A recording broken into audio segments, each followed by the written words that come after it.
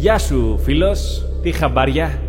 Εντάξει, λέγε τι θέλεις. Τίποτα. Ήρθα απλώς να ράξουμε. Κολλητέ. Γη, με κολακεύεις, αλλά ο Άρης είναι ο κολλητός σου. Βασικά, όχι πια. Εκείνος και το φεγγάρι με πιέζουν να ζητήσω συγγνώμη επειδή πιστεύω ότι τα φεγγάρια δεν είναι τόσο cool όσο οι πλανήτες. Α, δηλαδή αυτό είναι όλο το θέμα. Τα φεγγάρια πρέπει να ξέρουν το ρόλο τους.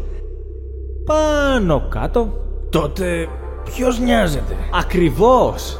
Ήμουν τόσο κοντά στο να ζητήσω συγγνώμη, αλλά εσύ με έκανες να αναθεωρήσω. Κολλητέ. Μπορείς να μην με λες έτσι, είναι αρκετά άβολο. Γη, καλύτερα κόφτω. Τι θέλεις, Ερμή? Να σταματήσει αυτό το παρεάκι, αφού μόνο αρνητικά μπορεί να επηρεάσει ο ένας τον άλλον. Αρνητικά? Εγώ και η Γη είμαστε γειτονικοί πλανήτες. Οπότε γιατί να μην είμαστε φίλοι?